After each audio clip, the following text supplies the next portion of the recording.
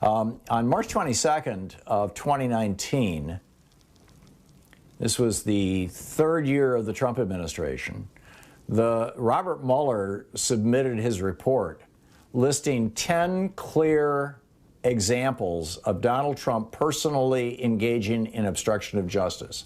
Each one of those 10 things that Donald Trump could be put in prison for as president.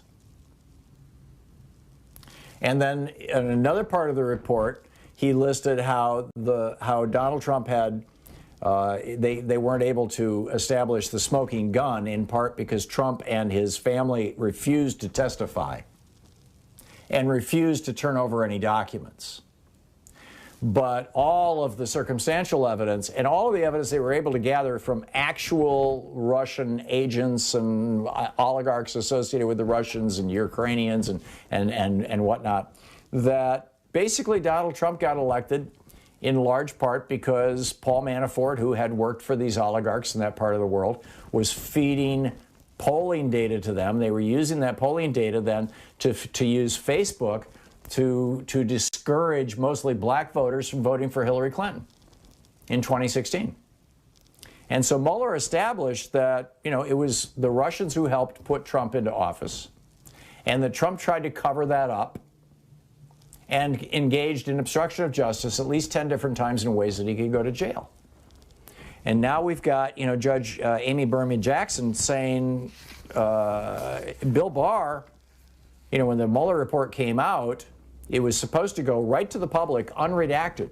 Mueller had already gone through and taken out anything that he believed was sensitive. So it was supposed to go right out, and instead the Attorney General stepped in, Bill Barr, and said, no, we're not going to do that. This is the same Bill Barr who back in 1992, when Lawrence Walsh, who was the special prosecutor at that time, who had been appointed by Congress, who had spent years investigating the Iran-Contra scandal, where Ronald Reagan, the Reagan campaign, most likely Bill Casey, reached out, who was Reagan's campaign manager in 1980, reached out to the Iranians who had seized as hostages some 30 or 40 members of our U.S. embassy, had reached out to them and said, hang on to those hostages. Jimmy Carter was president, and the Reagan campaign said, hang on, because Carter was quite popular, actually. He didn't lose his popularity until just the 2 months before the election. Up until that point, he was polling way ahead of Reagan. Reagan was considered a right-wing crackpot. And the Reagan campaign went to the Iranians and said, you guys hang on to the hostages. This will make Jimmy Carter look like a weakling. And in fact, Carter even, tried a rescue mission, sent helicopters across the desert, and one of the helicopters got caught in a sandstorm and went down, and that was the end of that rescue mission. And that got a lot of publicity. Of course, the Republicans pounding on that. Oh, Carter can't even, do a rescue.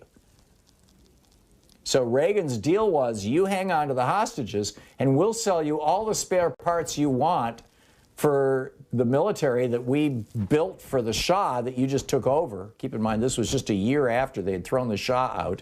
The Shah had, in fact, Jimmy Carter invited the Shah to the United States, where he died of cancer in one of our hospitals, or was being treated for it anyway. I'm not sure exactly where he died, but it was during that time period. The Shah died, the right-wingers took over, and the right-wing religious crazies.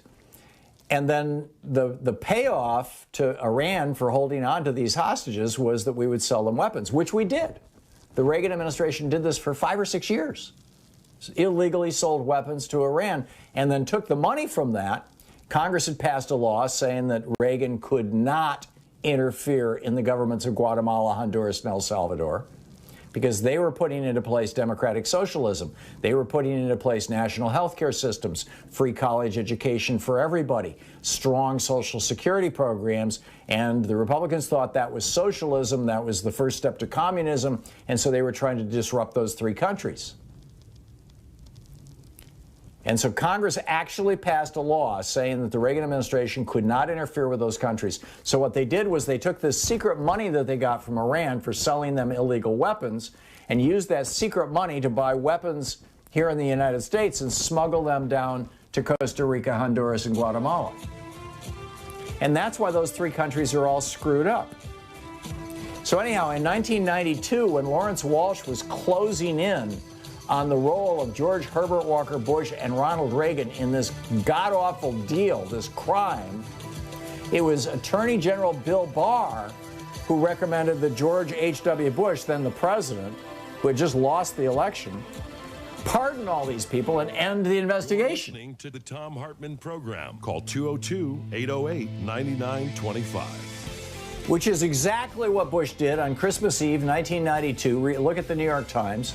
And that was the end of the investigation. Giant cover-up by Bill Barr.